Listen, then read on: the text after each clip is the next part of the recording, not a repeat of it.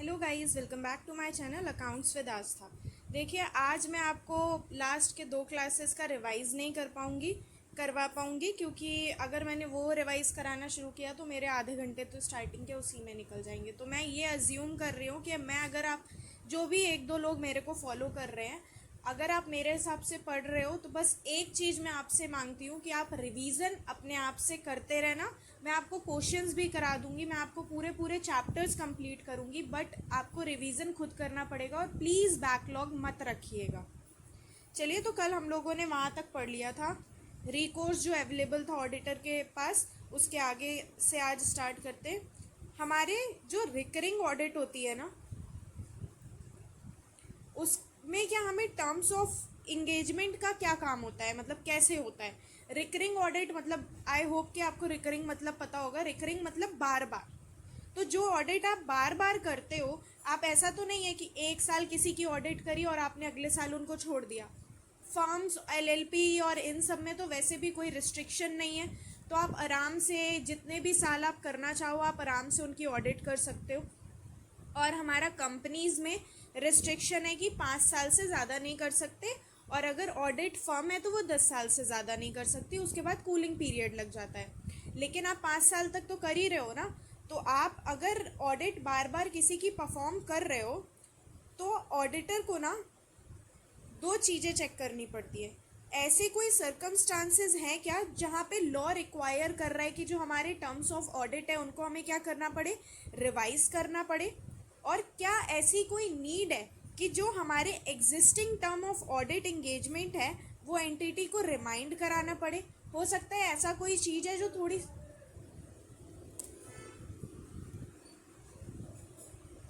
तो अगर recurring audit है तो हमें क्या करना पड़ेगा, सबसे पहले ऑडिटर को चेक करना पड़ेगा क्या कोई सर्कमस्टांसेस हैं जो जिसमें लॉ रिक्वायर कर रहा है कि टर्म्स ऑफ ऑडिट इंगेजमेंट को हमें क्या करना पड़ेगा, रिवाइज करना पड़ेगा। या फिर ऐसी कोई नीड है कि जो हमारे existing terms of audit engagement है वो एंटिटी को हमें रिमाइंड कराने पड़ेंगे, तो फिर हम टर्म्स ऑफ इंगेजमेंट फिर से बनाएंगे। बट अगर ऐसा कुछ नहीं है तो ऑडिटर अपना वापस से कोई नया ऑडिट इंगेजमेंट ना भेजे तो चलेगा, कोई प्रॉब्लम नहीं है। ठीक है, तो ऑडिटर डिसाइड कर सकता है अगर उसे नहीं भेजना है कोई नया हर साल के लिए ऑडिट इंगेजमेंट लेटर तो वो हो सकता है। लेकिन कुछ फैक्टर्स हैं जहाँ पे हमें रिवाइज या फिर रिमाइंड करने की ज़रूरत पड़ती है। जैसे कि कोई इंडिकेशन आपको मिल रहा है कि हमारा जो एंटिटी है ना वो मिसअंडरस्टैंड कर रहा है किसको, हमारे ऑब्जेक्टिव और स्कोप को, है ना। तो हमें रिवाइज या रिमाइंड करने की ज़रूरत पड़ेगी। या फिर कोई टर्म्स ऑफ ऑडिट इंगेजमेंट है जो या तो हमें रिवाइज करना पड़े या तो कोई स्पेशल टर्म्स है जो कि हमें ऐड करना पड़े। तो जब ऐड करना पड़ेगा तो हमें रिवाइज तो करना ही पड़ेगा। या अगर कोई सीनियर मैनेजमेंट में हमारा क्या हुआ है, रिसेंट चेंज हुआ है, तो हमारे जब सीनियर मैनेजमेंट चेंज हुआ है तो हो सकता है ये जो नया मैनेजमेंट आया है उसको हमारे टर्म्स चेंज करने होंगे तो हम रिवाइज कर देंगे। अगर चेंज उन्हें नहीं करने होंगे तो एटलीस्ट हम एक बार रिमाइंड तो कराएंगे ही ना उन्हें। उसके बाद अगर कोई भी सिग्निफिकेंट चेंज है ओनरशिप में, हो सकता है कि पहले वाले ओनर्स हमारे कुछ और टर्म्स मान के गए और ये वाले ओनर्स को कोई और करना हो, तो अगर उन्हें रिवाइज कराना होगा तो हम रिवाइज कर देंगे, अगर उन्हें रिमाइंड कराना होगा तो हम रिमाइंड कर देंगे। और अगर नेचर या साइज़ में कोई चेंज हुआ है हमारे एंटिटी के, जैसे पहले बहुत बड़ा बिजनेस हुआ करता था but due to some reason कि उनका अब क्या हुआ कि उनका जो बिज़नेस है वो छोटा हो गया, तो अब हमें टर्म्स भी चेंज करने पड़ेंगे क्योंकि छोटे बिजनेस के लिए टर्म्स अलग रिक्वायरमेंट होगी। और अगर कोई लीगल या रेगुलेटरी रिक्वायरमेंट में चेंज हुआ है तो हम वो तब भी हमें रिवाइज या रिमाइंड करना पड़ेगा। या फिर एप्लीकेबल एफआरएफ में कोई चेंज हुआ है, या हमारी जो भी अदर हमारी रिपोर्टिंग रिक्वायरमेंट है उनमें कोई चेंज हुआ है तो हमें कब रिवाइज और रिमाइंड करने की ज़रूरत पड़ेगी, या तो हमें कोई ऐसी इंडिकेशन आ रही है कि एंटिटी ने क्या किया है, मिसअंडरस्टैंड कर लिया है हमारे ऑब्जेक्टिव और स्कोप को, या कोई टर्म्स हैं जो या तो स्पेशल है या तो हमें रिवाइज करने की ज़रूरत है, या फिर हमारे सीनियर मैनेजमेंट में कोई रिसेंट चेंज हुआ है, या फिर ओनरशिप में कोई चेंज हुआ है, या नेचर और साइज एंटिटी के चेंज हुआ है, या फिर लीगल या फिर रेगुलेटरी रिक्वायरमेंट में चेंज हुआ है, और या फिर एप्लीकेबल एफआरएफ में कोई चेंज हुआ है, या फिर अदर रिपोर्टिंग रिक्वायरमेंट में कोई चेंज हुआ है, तो फिर हमें रिवाइज या फिर रिमाइंड करने की ज़रूरत पड़ेगी। और अगर ऐसा नहीं है तो ऑडिटर चाहे तो ना भेजे ऑडिट एंगेजमेंट लेटर, चलेगा। अब हम नेक्स्ट पे आते हैं। बहुत ज़रूरी है ऑडिट में हमारा ऑडिट क्वालिटी। हम एक किसी ऑडिट किया है बिग फोर ने और एक ऑडिट किया है किसी मीडियोकर फर्म ने, तो आप किस पे ज़्यादा बिलीव करोगे कि आपको किस पे ज़्यादा कॉन्फिडेंस आएगा? आपको बिग फोर पे आएगा। क्यों? क्योंकि वहाँ की जो ऑडिट क्वालिटी है वो मीडियोकर फर्म से अच्छी होगी, इस वजह से आप ज़्यादा बिलीव करोगे बिग फोर पे। तो ऑडिट क्वालिटी भी बहुत ज़रूरी है हमारे किस में, ऑडिट में। तो हमें क्या करना होता है, हाई ऑडिट क्वालिटी बहुत ज़रूरी है, जैसे कि कॉन्फिडेंस मेंटेन हो किसका, जो हमारे इंटेंडेड यूज़र्स हैं और जो हमारे ऑडिटर क्या कर रहे हैं, एश्योरेंस प्रोवाइड कर रहे हैं, हमें उनमें तब बिलीव होगा ना जब भैया अच्छी ऑडिट क्वालिटी होगी। वैसे ऐसा नहीं बोल रही हूँ कि मीडियोकर फर्म वाले अच्छे नहीं देते या फिर उनकी ऑडिट क्वालिटी अच्छी नहीं होती, बहुतों की होती भी है और बहुतों की नहीं भी होती है, लेकिन हम कंपेयर करें अगर बिग फोर से तो हम किस पे ज़्यादा बिलीव करेंगे, हमारे बिग फोर पे। अब देखो हमारा जो क्वालिटी कंट्रोल है ना वो दो चीज़ों में डील करता है, एक है हमारा SQC1 और एक है हमारा SA1। SQC1 है स्टैंडर्ड ऑन क्वालिटी कंट्रोल और SA मतलब स्टैंडर्ड ऑन ऑडिट, ठीक है। SQC1 सिर्फ और सिर्फ किस पे लगता है, फर्म पे लगता है, ठीक है। और ऐसे तो हमें सबको पता है कि वो किस पे लगता है, हमारे ऑडिट से रिलेटेड चीज़ों पे ही लगेगा। और SQC1 ना हर चीज़ पे लगता है, वो ऑडिट से रिलेटेड भी हो सकती है, वो रिव्यू से रिलेटेड सर्विसेज भी हो सकती है, वो अश्योरेंस सर्विसेज भी हो सकती है, वो रिलेटेड सर्विसेज भी हो सकती है। SQC1 सब पे लगता है, ऑडिट पे भी, रिव्यू पे भी, रिलेटेड सर्विसेज पे भी और अश्योरेंस सर्विसेज पे।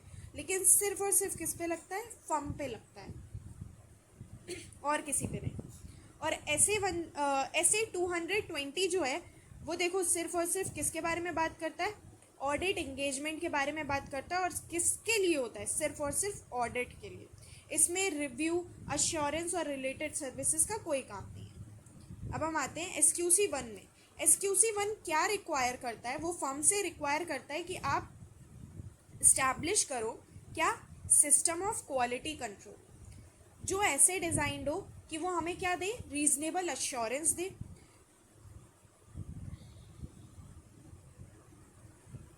देखो जो हमारा फर्म या फिर पर्सोनल है ना एक कंपनी का, फर्म का सॉरी, उसे क्या कंप्लाई करना चाहिए, प्रोफेशनल स्टैंडर्ड से कंप्लाई करना चाहिए, और जो भी हमारी लीगल और रेगुलेटरी रिक्वायरमेंट है ना उनसे कंप्लाई करना चाहिए। किसको, फर्म और हमारे उसके जो भी काम करने वाले पर्सोनल्स हैं उनको क्या कंप्लाई करना है, प्रोफेशनल स्टैंडर्ड से, और लीगल और रेगुलेटरी जो भी रिक्वायरमेंट है उनको कंप्लाई करना है, ठीक है।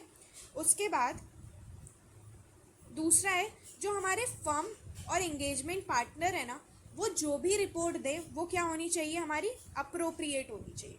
तो SQC1 क्या रिक्वायर करता है, वो फर्म को रिक्वायर करता है कि वो इस्टेब्लिश करे क्या, सिस्टम ऑफ क्वालिटी कंट्रोल, जो ऐसे बनाओ कि वो हमें क्या दे, रीजनेबल अश्योरेंस दे। रीजनेबल अश्योरेंस कैसे मिलेगा, जो हमारे फर्म और पर्सोनल है ना वो क्या कंप्लाई करे, हमारे प्रोफेशनल स्टैंडर्ड को कंप्लाई करें, और लीगल और रेगुलेटरी रिक्वायरमेंट जो भी है उनको कंप्लाई करें।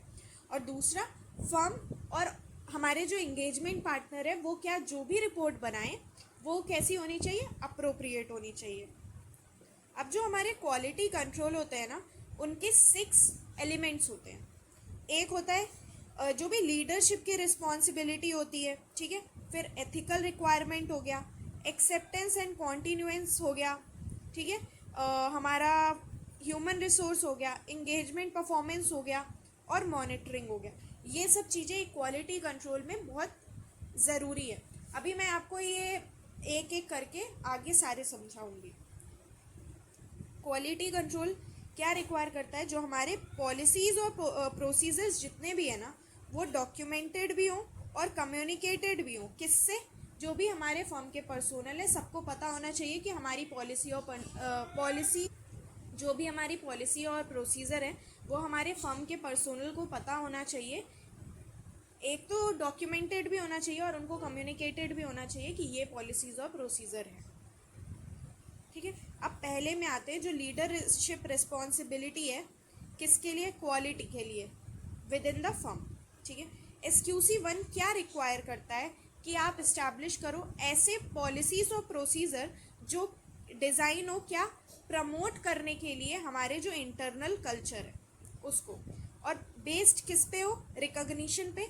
और ये पता होना चाहिए क्योंकि हमारा क्वालिटी जो है वो क्या है, बहुत एसेंशियल है ना। तो हमारा SQC1 क्या रिक्वायर करता है कि आप इस्टेब्लिश करिए क्या, पॉलिसीज़ और प्रोसीजर जो ऐसे डिज़ाइन हो कि वो हमें वो प्रमोट करे हमारा इंटरनल कल्चर, हमारी फर्म का इंटरनल कल्चर,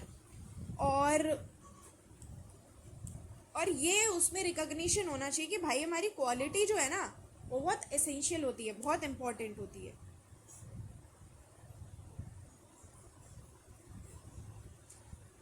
पॉलिसी और प्रोसीजर क्या रिक्वायर करते हैं कि फर्म का जो CEO या फिर मैनेजिंग पार्टनर है ना, उनकी अल्टीमेट रिस्पॉन्सिबिलिटी क्या है?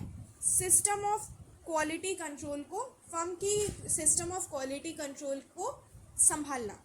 वो किसकी अल्टीमेट रिस्पॉन्सिबिलिटी है?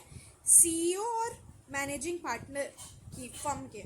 ठीक है, और जो भी पर्सन असाइंड है, कौन से पर्सन असाइंड होंगे लीडरशिप के लिए? हमारे CEO और हमारे मैनेजिंग पार्टनर। उनके पास ना शुड हैव, होना ही होना चाहिए क्या, सफिशिएंट और अप्रोप्रिएट एक्सपीरियंस होना चाहिए, एबिलिटी होनी चाहिए और अथॉरिटी होनी चाहिए। क्या परफॉर्म करने के लिए? हमारी लीडरशिप परफॉर्म करने के लिए। लीडरशिप हर कोई परफॉर्म नहीं कर सकता, वही कर सकता है जिसके पास सफिशिएंट और अप्रोप्रिएट एक्सपीरियंस हो, एबिलिटी हो और अथॉरिटी हो। ठीक है, अब सेकंड में आते हैं एथिकल रिक्वायरमेंट। हमने अभी पढ़ा था कि हमारे प्रोफेशनल एथिक्स कौन कौन से होते हैं? Integrity, objectivity, professional competence and due care, confidentiality और प्रोफेशनल बिहेवियर। तो ये किसके लिए? हमारे जो प्रोफेशनल अकाउंटेंट्स हैं उनके लिए ऑलरेडी एथिक्स बने हुए हैं। अब हमें क्या करना है, सारी इंगेजमेंट में ना एक बेसिक रिक्वायरमेंट है, सबको पता है कि हमारे अकाउंटेंट को क्या होना चाहिए? इंडिपेंडेंट होना चाहिए। अगर उसने अपनी इंडिपेंडेंस लूज़ करी तो फिर बहुत सारे लीगल प्रॉब्लम्स आ जाते हैं जो उन्हें फेस करनी पड़ती है। तो अब हमारे नेक्स्ट क्या है, जो हमारा फर्म है ना उसको पॉलिसी और प्रोसीजर्स ऐसे डिज़ाइन करने चाहिए कि वो हमें क्या दे? रीज़नेबल अश्योरेंस दे। अब जो भी हमारे फर्म है या फिर उसके पर्सोनल है या फिर एक्सपर्ट्स हैं जिनको हमने किस में, कॉन्ट्रैक्ट में हायर कर रखा है, और नेटवर्क फर्म्स पर्सोनल है, उनको क्या करना चाहिए? मेंटेन करना चाहिए इंडिपेंडेंस। अब जैसे नेटवर्क फर्म्स पर्सोनल वो होते हैं जैसे कि कोई बाहर की कंपनी है, वो इंडिया में ऑडिट नहीं कर सकती, तो वो क्या करती है, बहुत सारे यहाँ के छोटे छोटे फर्म्स को क्या करती है, हायर करती है। किसी को ऑडिट का काम देती है, तो किसी को ITR फाइल करने का देती है, तो किसी को GST का देती है। तो ऐसे छोटे छोटे फर्म को बना के क्या बन जाता है हमारा नेटवर्क फर्म्स पर्सोनल। ठीक है, अब हमें क्या करना है, इन सबको क्या करना है, मेंटेन करनी है इंडिपेंडेंस, और कम्युनिकेट भी करना है फर्म को कि अपने पर्सोनल को कि भाई इंडिपेंडेंस जो है ना वो हमारी एक रिक्वायरमेंट है, हम अपनी इंडिपेंडेंस ब्रेक नहीं कर सकते, हमें डिपेंडेंट नहीं होना है किसी पे भी, हमें हमेशा जो भी काम करना है वो इंडिपेंडेंट होके करना है। और हमें आइडेंटिफाई और इवेलुएट करना है वो सर्कमस्टांसेस और रिलेशनशिप जो क्या क्रिएट करती है, थ्रेट टू इंडिपेंडेंस। ठीक है, अगर आपको ऐसा लगता है कि कोई सर्कमस्टांसेस या फिर रिलेशनशिप है जिनकी वजह से वो थ्रेट हो रही है आ रही है हमारी इंडिपेंडेंस पे, तो हमें क्या करना पड़ेगा, अप्रोप्रिएट एक्शन लेना पड़ेगा। कैसे ले सकते हैं, या तो एलिमिनेट कर दीजिए आप अपने थ्रेट को, और या तो रिड्यूस कर दीजिए एक एक्सेप्टेबल लेवल पे। एलिमिनेट कैसे करेंगे, हम सेफगार्ड्स लगा देंगे। और हम रिड्यूस कैसे करेंगे कि आप अगर आपको लगे अप्रोप्रिएट लगे तो आप क्या कर लो, विड्रॉ कर लो। ठीक है, तो हमारा एथिकल रिक्वायरमेंट क्या है? एथिकल रिक्वायरमेंट में पहली बात तो सारे हमें क्या फॉलो करने, integrity, objectivity, professional competence and due care, confidentiality और प्रोफेशनल बिहेवियर। और हमारे हर एंगेजमेंट की एक बेसिक रिक्वायरमेंट है कि हमें क्या होना चाहिए, इंडिपेंडेंट होना चाहिए। और फर्म को हमेशा इस्टेब्लिश करके रखना चाहिए क्या, पॉलिसी और प्रोसीजर्स, जो कि कैसे डिज़ाइंड हो कि उससे हमें क्या मिले, रीजनेबल अश्योरेंस मिले। और जो भी हमारे फर्म है या फिर उनके पर्सोनल है या फिर एक्सपर्ट है जिनको हमने कॉन्ट्रैक्ट पे हायर कर रखा है, या फिर नेटवर्क फर्म्स जो भी हमारी पर्सोनल है, उनको क्या करना है, मेंटेन करके रखना है इंडिपेंडेंस। और अपने पर्सोनल को क्या करना है, कम्युनिकेट भी करना है कि आपको इंडिपेंडेंस बना के रखनी है। और अगर हमें आइडेंटिफाई भी करना है और इवेल्युएट भी करना है हर वो सर्कमस्टांसेस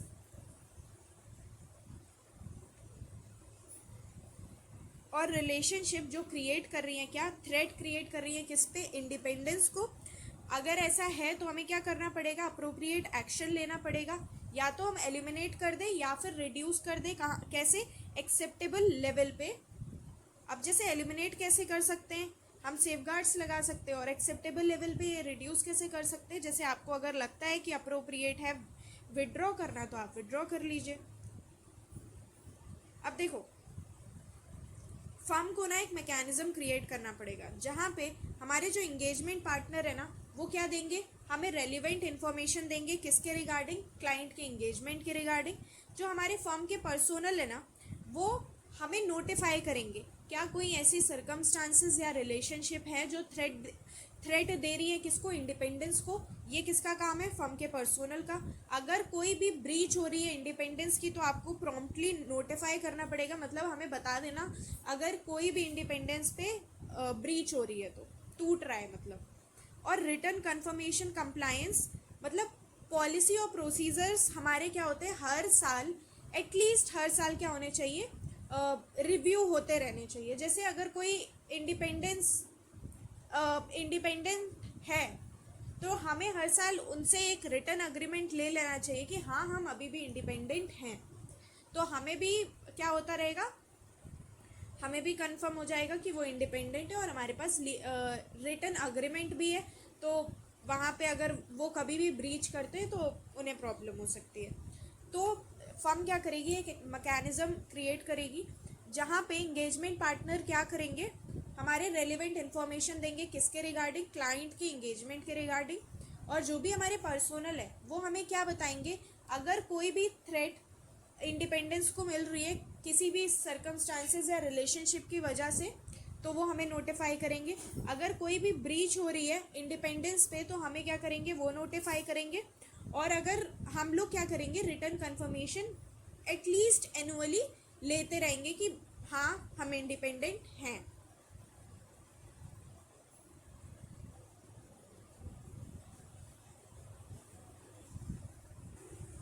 अगर हम एक्सेप्ट करते हैं या फिर कंटिन्यू करते हैं क्लाइंट रिलेशनशिप या फिर स्पेसिफिक इंगेजमेंट में तो क्या होगा, देखो हमें फर्म को एक्सेप्ट करने से पहले नया क्लाइंट या फिर कंटिन्यू करना एग्जिस्टिंग एंगेजमेंट में, तो हमें कुछ वाइटल इन्फॉर्मेशन क्या करनी पड़ेगी, एक्वायर करनी पड़ेगी। हम जाते ही तुरंत हम अपनी पुरानी इंगेजमेंट एक्सेप्ट नहीं कर लेंगे या फिर जो भी नया क्लाइंट आया है उसको एक्सेप्ट नहीं कर लेंगे। हमें कुछ चीज़ें देखनी पड़ेगी। पहले तो क्लाइंट की इंटीग्रिटी देखनी पड़ेगी। आई होप आपको याद होगा इंटीग्रिटी का मतलब क्या होता है, straight forward, truthful, fair dealer और ऑनेस्ट, और भी कुछ चीज़ें थी। और दूसरा आपको खुद की देखनी पड़ेगी, क्या आप कॉम्पिटेंट हो, क्या आप में कैपेबिलिटी है, क्या आपके पास टाइम है, क्या आपके पास रिसोर्सेज हैं इस इंगेजमेंट को परफॉर्म करने के लिए। अगर कोई एक मीडियोकर या फिर एकदम लोअर लेवल वाली वो है, क्या बोलते हैं, फर्म है, ठीक है, तो वो क्या मुकेश अंबानी की इंगेजमेंट एक्सेप्ट कर सकता है, ऑडिट एक्सेप्ट कर सकता है, नहीं कर सकता। क्यों? क्योंकि हमारे पास ना उतना कॉम्पिटेंट है ना, हम उतने कॉम्पिटेंट है ना, कैपेबिलिटी है ना, टाइम है ना रिसोर्स है, तो हम नहीं कर सकते। तो हमें ये सब चीज़ें भी चेक करनी पड़ती है और देखना पड़ेगा क्या हम एथिकल रिक्वायरमेंट को कंप्लाई कर रहे हैं। एथिकल रिक्वायरमेंट कौन कौन सी? Integrity, objectivity, professional competence and due care, confidentiality और प्रोफेशनल बिहेवियर। और जहाँ पे कोई भी इशू आइडेंटिफाई होता है या फर्म डिसाइड करती है वो एक्सेप्ट करेगी या कंटिन्यू करेगी क्लाइंट रिलेशनशिप या स्पेसिफिक एग्रीमेंट को, तो हमें क्या इशू करना पड़ेगा? हमें डॉक्यूमेंट इशू करना पड़ेगा कि भाई हम एक्सेप्ट कर रहे हैं। ठीक है, अब हमें जो क्लाइंट की इंटीग्रिटी तो ऊपर बता दी, अब क्लाइंट की इंटीग्रिटी पता कैसे चलेगी? सबसे पहले तो हमें ये देखना है कि ये जो हमारे प्रिंसिपल ओनर्स हैं, KMP है, की मैनेजरियल पर्सन, और रिलेटेड पार्टी या फिर TCWG, those charge with governance, जो भी हैं क्लाइंट के, उनकी आइडेंटिटी क्या है और उनकी रेप्यूटेशन क्या है। क्या पता प्रिंसिपल ओनर हमारे किस में इंगेज हो, हमारे इलीगल बिजनेस में इंगेज हो, तो फिर तो गड़बड़ हो जाएगी ना। हमें उनकी आइडेंटिटी भी देखनी पड़ेगी और उनकी रेप्यूटेशन भी देखनी पड़ेगी। किसकी? प्रिंसिपल ओनर की, KMP की, रिलेटेड पार्टीज़ की और TCWG की। और हमें देखना पड़ेगा कि नेचर क्या है क्लाइंट के ऑपरेशन और बिजनेस प्रैक्टिसेस का। हमें नेचर देखना पड़ेगा किसका? क्लाइंट के ऑपरेशन और बिजनेस प्रैक्टिसेस का। उसके बाद हमें इंफॉर्मेशन लेनी पड़ेगी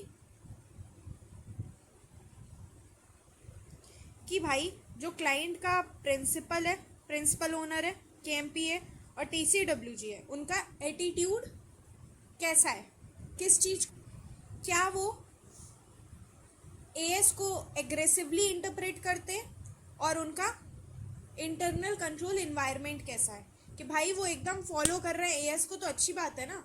अगर नहीं कर रहे हैं तो फिर हमें उन्हें बताना पड़ेगा या फिर हम उनकी एक्सेप्ट नहीं करेंगे। तो हमारा क्लाइंट क्या होना चाहिए? सबसे पहले तो हम क्या चेक करेंगे?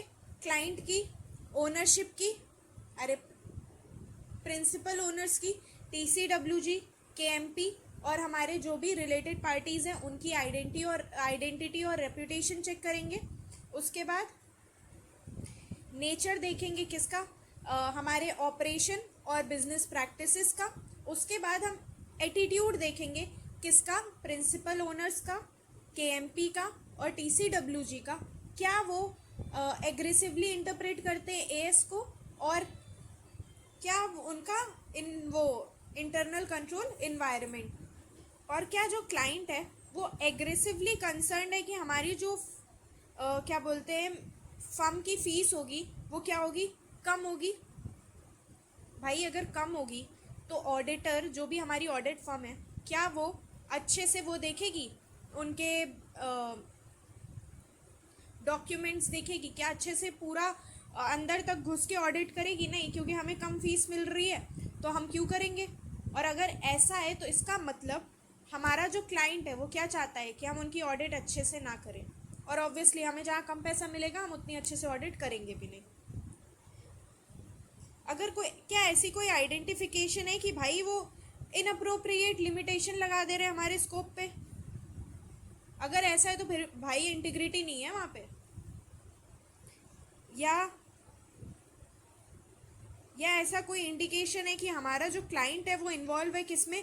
मनी लॉन्ड्रिंग या फिर क्रिमिनल एक्टिविटीज़ में, तो इंटीग्रिटी क्या वहाँ पे है? नहीं है। यहाँ पे तो मैं अब शब्द यूज़ भी नहीं कर सकती। और देखो, रीज़न जानना बहुत ज़रूरी है कि हम आपके पास क्यों आ रहे हैं ऑडिट करवाने, और हमारे पास क्यों आ रहे हैं उसका रीज़न, और पिछला वाला हमने क्यों छोड़ा उसका भी रीज़न जानना ज़रूरी है कि हमारे पास क्यों आ रहे हैं और पिछला क्यों छोड़ा वो भी जानना ज़रूरी है। तो हमें इंटीग्रिटी के लिए क्लाइंट की क्या क्या चेक करना पड़ेगा? सबसे पहले उनकी आइडेंटिटी और रेप्यूटेशन चेक करनी पड़ेगी। किसकी किसकी? प्रिंसिपल ओनर्स की, TCWG, रिलेटेड पार्टीज और KMP की। दूसरा, हम क्लाइंट के क्या करेंगे? नेचर चेक करेंगे किसका? ऑपरेशन और बिजनेस प्रैक्टिसेस का। उसके बाद हम एटीट्यूड देखेंगे किसका? प्रिंसिपल ओनर्स, KMP और TCWG का, कि वो क्या एग्रेसिवली इंटरप्रेट करते हैं AS को और उनका इंटरनल कंट्रोल इन्वायरमेंट कैसा है। उसके बाद क्या क्लाइंट जो है वो हमारा एग्रेसिवली कंसर्न है कि हमारी जो भी हमारी ऑडिट फीस होनी चाहिए वो कम होनी चाहिए। क्या कोई ऐसी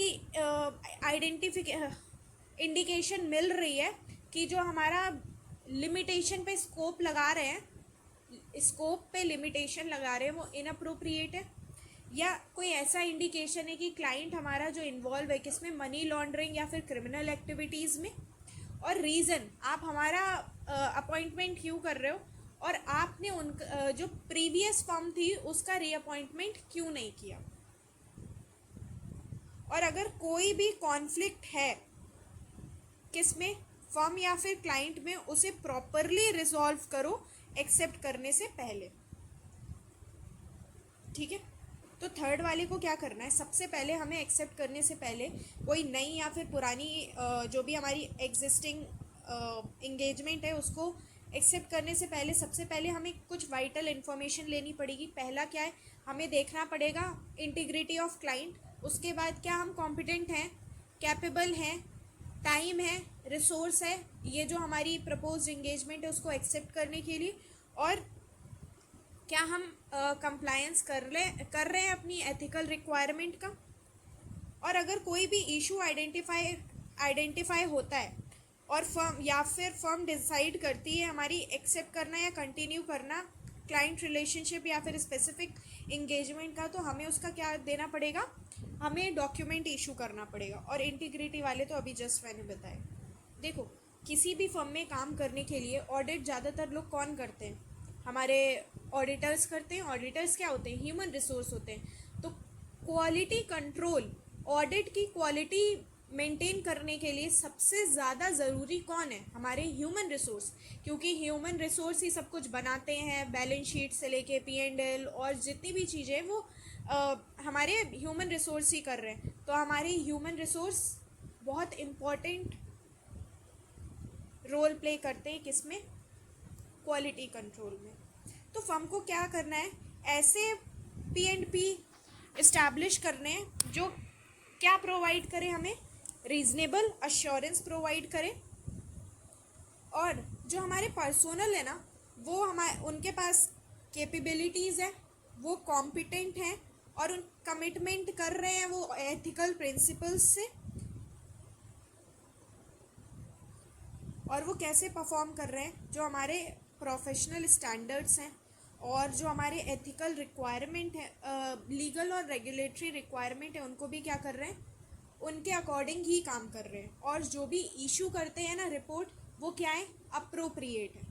ठीक है, ह्यूमन रिसोर्स हमारे क्या होने चाहिए, सबसे पहले फर्म को ऐसे P&P मतलब पॉलिसीज़ एंड प्रोसीजर इस्टेब्लिश करने चाहिए जो हमें क्या प्रोवाइड करे, रीजनेबल एश्योरेंस। और जो भी हमारे फर्म के पर्सोनल है वो क्या होने चाहिए, केपेबल होने चाहिए, कॉम्पिटेंट होने चाहिए और कमिट कर रहे हो किसको, हमारे एथिकल प्रिंसिपल्स को।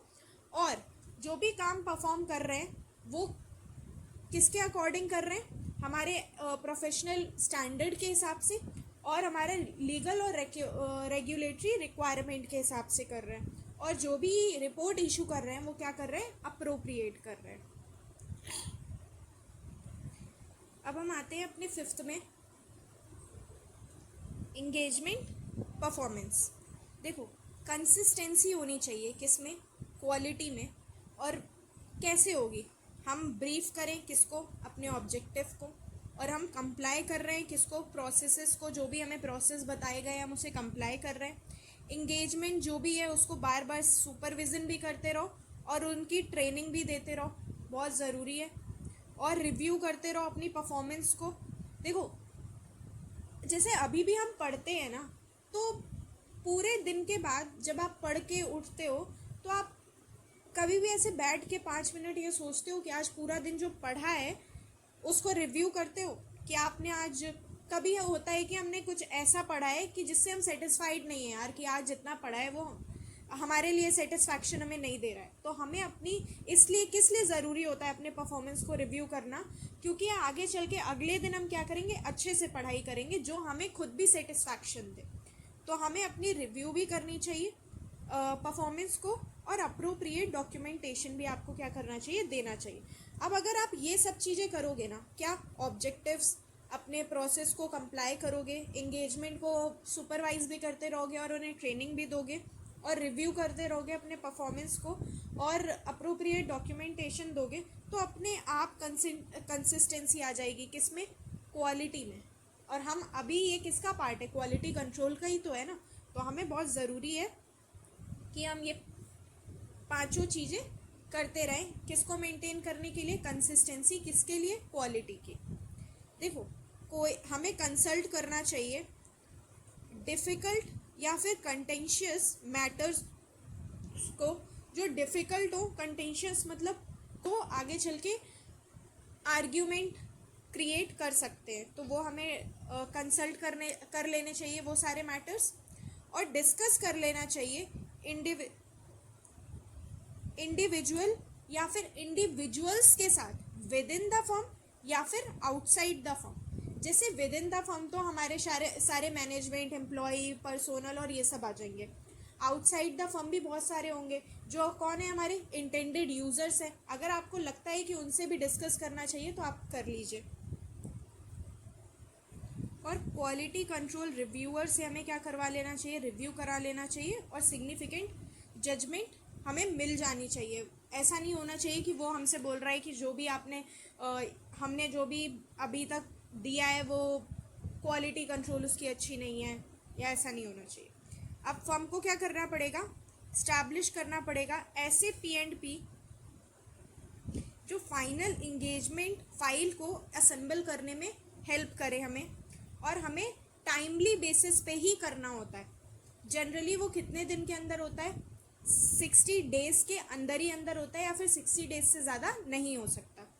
किसके बाद, हमारी जब ऑडिट रिपोर्ट जाती है ना, उसके 60 डेज़ या फिर 60 डेज़ के अंदर, या फिर हमें क्या करना पड़ेगा, फाइनल इंगेजमेंट फाइल बनानी पड़ेगी।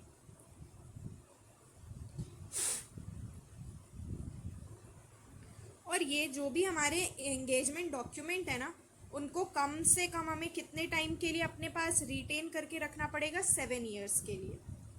तो एंगेजमेंट परफॉर्मेंस में हमें क्या करना पड़ेगा, कंसिस्टेंसी होनी चाहिए। किसमें, क्वालिटी में। वो कैसे होगी, जब हम किसको ब्रीफ करेंगे, अपने ऑब्जेक्टिव को, अपने प्रोसेस को, जो भी हमें कंप्लाई करने, एंगेजमेंट को हम सुपरवाइज और ट्रेन भी करते रहें, और रिव्यू भी करते रहें अपनी परफॉर्मेंस को, और अप्रोप्रिएट डॉक्यूमेंट भी इशू करें। और जो भी हमारे कंसल्टेशन हमें करनी चाहिए किसकी, जो डिफ़िकल्ट और जो भी आर्ग्यूमेंट क्रिएट कर सकते हैं, वो सारे मैटर्स को हमें कंसल्ट भी करना चाहिए और डिस्कस भी करना चाहिए। किसके साथ, इंडिविजुअल या फिर इंडिविजुअल्स के साथ। वो हमारे फर्म के अंदर भी हो सकते हैं और आउटसाइड दी फर्म भी हो सकते हैं। और हमारे जो भी सिग्निफिकेंट जजमेंट देना होगा किसके अकॉर्डिंग, हमारे जो भी क्वालिटी कंट्रोल रिव्यूअर ने जो भी रिव्यू करके हमें बताया है, उसमें हमें क्या देना पड़ेगा, सिग्निफिकेंट जजमेंट देना पड़ेगा। फर्म को क्या करना पड़ेगा, हमारे वो पॉलिसीज एंड प्रोसीजर ऐसे बनाने पड़ेंगे जो हमारी फाइनल इंगेजमेंट फाइल को कंप्लीट असेंबल करने में हेल्प करें। और देखो, ये टाइमली बेसिस में होना चाहिए। जनरली कितने दिन के अंदर होता है, 60 डेज़ के अंदर, हमारे ऑडिट रिपोर्ट के इशू होने के बाद। उसके बाद जो भी हमारा एंगेजमेंट डॉक्यूमेंट है ना, उसको हमें कितने टाइम के लिए अपने पास रिटेन करके रखना है, कम से कम 7 ईयर्स तक। फर्म को ये इंश्योर करना पड़ेगा, अब मॉनिटरिंग पे आते हैं। फर्म को ये इंश्योर करना पड़ेगा जो भी हमारे पॉलिसीज़ और प्रोसीजर है ना, हमारे सिस्टम ऑफ क्वालिटी कंट्रोल से रिलेटेड, वो क्या होने चाहिए, रेलेवेंट होने चाहिए, एडिक्वेट होने चाहिए, वो इफ़ेक्टिवली वर्क कर रहे होने चाहिए, और जो भी वो कंप्लाई कर रहे होने चाहिए किसके साथ, प्रैक्टिसेस के साथ। देखो, अब जैसे आपने आज टाइम टेबल बनाया, ज़रूरी नहीं है कि वो 10 दिन बाद भी आप फॉलो कर रहे हो सकता है वो आपको ज़्यादा एग्रेसिव लग रहा हो, या हो सकता है आपको थोड़ा कम लग रहा हो। तो आपको वो मॉनिटर करना पड़ेगा, और अगर आपको कोई चेंजेस लगते हैं तो आपको वो चेंजेस करने पड़ेंगे। और वो चेंजेस कब होंगे? जब आप मॉनिटर करोगे। तो वो जो भी हमारे P&P हमने बना तो लिए सिस्टम ऑफ क्वालिटी कंट्रोल के हिसाब से, लेकिन वो क्या होने चाहिए? हमारे रेलिवेंट भी होने चाहिए, एडिक्वेट भी होने चाहिए, और वो ऑपरेट भी कर रहे होने चाहिए, किससे? इफेक्टिवली ऑपरेट भी करने चाहिए, और हमारी प्रैक्टिसेस के साथ कंप्लाई भी कर रहे होने चाहिए। देखो, जो हमारा SA-220 है ना, वो ऑलमोस्ट सेम ही है हमारे SQC-1 के साथ। जैसे हमारे वहाँ पे 6 वो थे एलिमेंट्स, वैसे ही इसके भी SA-220 के भी हमारे क्या है एलिमेंट्स हैं। इसमें देखो लीडरशिप इसमें भी है। अब हमारा SA-220 क्या बताता है? Quality control for an audit of financial statement. ठीक है। अब हमारा जो भी इंगेजमेंट पार्टनर है उसको रिस्पॉन्सिबिलिटी लेनी पड़ेगी कि हमारी जो भी ऑडिट इंगेजमेंट है ना, उसकी ओवरऑल क्वालिटी क्या हो? अच्छी हो। जो भी काम उसे दिया गया है, एक ऑडिटर का काम क्या होता है?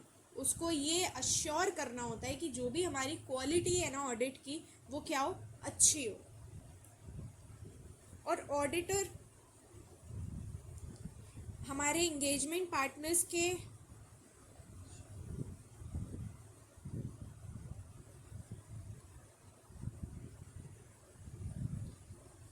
हमारे इंगेजमेंट मैंने सब पढ़ा दिया, और उसके बाद वो हो गया, ऑन ही नहीं था। इंगेजमेंट पार्टनर के जो भी एक्शन है और मैसेजेस हमें किसको देने पड़ेंगे? इंगेजमेंट टीम मेंबर को, जो क्या एम्फेसाइज कर रहा होगा, मतलब किस में फोकस कर रहा होगा ज़्यादा, हमारी इम्पोर्टेंस कितनी है ऑडिट क्वालिटी की, और जो क्वालिटी कितनी एसेंशियल है वाइल परफॉर्मिंग वो ऑडिट इंगेजमेंट। और इम्पोर्टेंस कैसे पता चलेगी? जो भी हमारा काम हो रहा है ना, जो भी वर्क हो रहा है, वो क्या कंप्लाई करना चाहिए?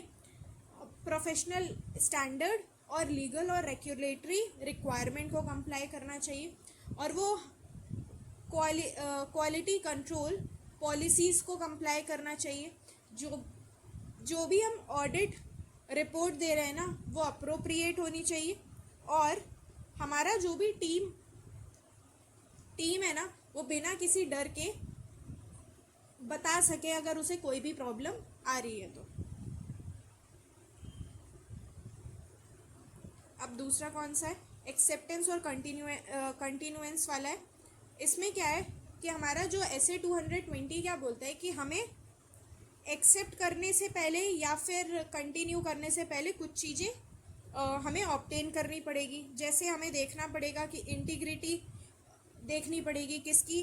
प्रिंसिपल ओनर्स की, KMP की, TCWG की, और हमें देखना पड़ेगा क्या हम कॉम्पिटेंट हैं कि हम ये ऑडिट इंगेजमेंट ले सकते हैं, क्या हमारे पास इतना टाइम या फिर रिसोर्सेज हैं। जो भी हमारे फर्म के इंगेजमेंट पार्टनर है वो किसके साथ कंप्लाई कर रहे होने चाहिए? एथिकल रिक्वायरमेंट के साथ। और हमें ये भी देखना पड़ेगा कि भाई तुम हमें अपॉइंट कर रहे हो तो क्यों कर रहे हो, और पिछले वाले को छोड़ रहे हो तो क्यों छोड़ रहे हो, तो ये भी हमें जानना पड़ेगा। मतलब इसको ना मैं थोड़ा जल्दी जल्दी इसलिए भी पढ़ा रही हूँ क्योंकि ये हमारा SQC-1 की ही तरह है, एज सच कोई इसमें ज़्यादा चेंजेस हैं नहीं। देखो HR के हिसाब से वो जो ह्यूमन रिसोर्स वाला पॉइंट है, हमें ये इंश्योर करना चाहिए कि जो भी हमारे ऑडिट इंगेजमेंट टीम है या फिर जो भी हमारे ऑडिटर्स के एक्सपर्ट हैं, जो हमारे टीम के पार्ट नहीं है, मतलब इनके पार्ट ऑडिट इंगेजमेंट टीम के पार्ट नहीं है, वो कलेक्टिवली क्या होने चाहिए? कॉम्पिटेंट भी होने चाहिए, केपेबल भी होने चाहिए, और जो भी इंगेजमेंट परफॉर्म कर रहे हैं वो किसके हिसाब से होना चाहिए? प्रोफेशनल स्टैंडर्ड और लीगल और रेगुलेटरी रिक्वायरमेंट के हिसाब से होना चाहिए। अब किस में आते हैं? हमारे इंगेजमेंट परफॉर्मेंस में। इसमें 1-2 पॉइंट्स हैं जो थोड़े से डिफरेंट हैं, मतलब एडिशनल है। देखो रिस्पॉन्सिबिलिटी किसकी है? इंगेजमेंट पार्टनर की है कि वो क्या करेगा, डायरेक्शन देगा, सुपरवाइज करेगा और परफॉर्म करेगा किसको, ऑडिट को, एज पर व्हाट, वही प्रोफेशनल स्टैंडर्ड, लीगल और रेगुलेटरी रिक्वायरमेंट के हिसाब से। और जो भी हमारी ऑडिट रिपोर्ट होगी वो क्या है, अप्रोप्रिएट है, और वो रिव्यू करेगा हमारे ऑडिट डॉक्यूमेंट को ऑडिट रिपोर्ट में, ऑडिट रिपोर्ट इशू करने से पहले। वो क्या अंडरटेक करेगा, अप्रोप्रिएट कंसल्टेशन करेगा किसका, वही डिफ़िकल्ट और जो भी कंटेंशियस मैटर्स होगा उसको डिस्कस करेगा और कंसल्ट करेगा। और जो लिस्टेड कंपनी है ना, और जहाँ पे क्यूसी मतलब क्वालिटी कंट्रोल रिव्यूअर की रिक्वायरमेंट है ना, तो उसे वहाँ पे कुछ चीज़ें चेक करनी पड़ेगी। क्या, वो डिटरमाइन करेगा क्या हमारा क्यूसी रिव्यूअर अपॉइंट किया गया है, क्या हमारे सिग्निफिकेंट मैटर्स जो हैं वो डिस्कस किए गए हैं, और जब तक हमारी क्यूसी रिव्यू नहीं हो जाती है तब तक वो अपने ऑडिटर्स रिपोर्ट में डेट नहीं मेंशन करेगा। ठीक है। और अगर कोई भी डिफरेंस आता है हमारे ओपिनियन में तो एंगेजमेंट टीम क्या फॉलो करेगी, हमारे जो भी फर्म के पॉलिसी और प्रोसीजर है किसके लिए, डील करने के लिए या फिर रिजॉल्व करने के लिए वो जो भी डिफरेंसेस हैं हमारे। तो एंगेजमेंट परफॉर्मेंस में क्या है, ये रिस्पॉन्सिबिलिटी किसकी है, पहले तो एंगेजमेंट पार्टनर की है, वो क्या करेगा, डायरेक्ट करेगा, सुपरवाइज करेगा, परफॉर्म करेगा किसको, ऑडिट को, किसके अकॉर्डिंग, हमारे प्रोफेशनल स्टैंडर्ड और लीगल और रेगुलेटरी रिक्वायरमेंट के हिसाब से। और हम देखेगा कि जो भी ऑडिट रिपोर्ट है वो हमारी अप्रोप्रिएट है या नहीं, और जो भी ऑडिट डॉक्यूमेंट है उनको रिव्यू करेगा ऑडिट रिपोर्ट देने से पहले। इंश्योर करेगा कि हमने सफिशिएंट और अप्रोप्रिएट ऑडिट एविडेंस ऑब्टेन कर लिए, और वो क्या करेगा, कंसल्ट करेगा हमारे डिफ़िकल्ट और कंटेंशियस मैटर को। और लिस्टेड एंटिटीज़ के साथ जहाँ पे क्या होता है, क्यूसी रिव्यूअर रिक्वायर्ड है, वो सबसे पहले क्या चेक करेगा कि क्या हमारा क्यूसी रिव्यूअर अपॉइंट हुआ है, क्या हमने सिग्निफिकेंट मैटर्स डिस्कस किए हैं, और जब तक हमारा क्यूसी रिव्यू कंप्लीट नहीं हो जाता तब तक वो अपनी ऑडिटर्स रिपोर्ट में डेट मेंशन नहीं करेगा। और अगर कोई भी ओपिनियन में डिफरेंस अराइज होता है तो एंगेजमेंट टीम क्या फॉलो करेगी, हमारे पॉलिसी और प्रोसीजर, किस लिए, डील करने के लिए या फिर रिजॉल्व करने के लिए किसको, डिफरेंसेस को। अब लास्ट वाला आते हैं, फिर इसके बाद चैप्टर ये वाला ख़त्म, मॉनिटरिंग पे आते हैं। पहले तो फर्म को क्या करना पड़ेगा, पॉलिसी और प्रोसीजर को डिज़ाइन करना पड़ेगा जो हमें क्या दे, रीजनेबल अश्योरेंस दे। और वो जो पॉलिसी और प्रोसीजर है ना, सिस्टम ऑफ क्वालिटी कंट्रोल से रिलेटेड, वो क्या होने चाहिए, रेलिवेंट होने चाहिए, एडिक्वेट होने चाहिए, इफ़ेक्टिवली वर्क कर रहे होने चाहिए, और कंप्लाई कर रहे होने चाहिए किसके साथ, प्रैक्टिसेस के साथ। और एंगेजमेंट पार्टनर को क्या करना पड़ेगा, जो भी डॉक्यूमेंट वो इशू कर रहा है ना, या तो उसे ये देखना पड़ेगा कि क्या एथिकल रिक्वायरमेंट वो कंप्लाई कर रहा है, और अगर कोई भी प्रॉब्लम थी वो कैसे रिजॉल्व हुई है। और जो भी रेलेवेंट, जो भी कंक्लूज़न हम देंगे ना, वो हमें रेलेवेंट डिस्कशन के बाद देना चाहिए, ऐसे ही नहीं देना चाहिए। उसके बाद आप बताओगे कि आप एक्सेप्ट कर रहे हो या फिर आपने कंटिन्यू करी है, क्या क्लाइंट रिलेशनशिप या आपकी नई है या फिर पुरानी है, वो भी आप बताओगे इसमें। और नेचर और स्कोप बताओगे, और कंक्लूज़न बताओगे, वो जो कंसल्टेशन का कंक्लूज़न क्या निकला, नेचर क्या था, स्कोप क्या था, वो सब आप बताओगे। तो आप एंगेजमेंट पार्टनर क्या बताएगा, जो भी डॉक्यूमेंट वो इशू कर रहा है ना, वो हम एथिकल रिक्वायरमेंट को क्या कर रहे हैं, फॉलो कर रहे हैं, और वो रिजॉल्व कैसे हुए हैं, रेलिवेंट डिस्कशन के बाद उसका कंक्लूज़न क्या निकला, और हम एक्सेप्ट कर रहे हैं या फिर कंटिन्यू कर रहे हैं अपने रिलेशनशिप को, या फिर नेचर, स्कोप, और जो भी हमारा क्या कंक्लूज़न कंसल्टेशन का क्या निकला। ठीक है, तो आपका ये चैप्टर यहाँ पे ख़त्म होता है।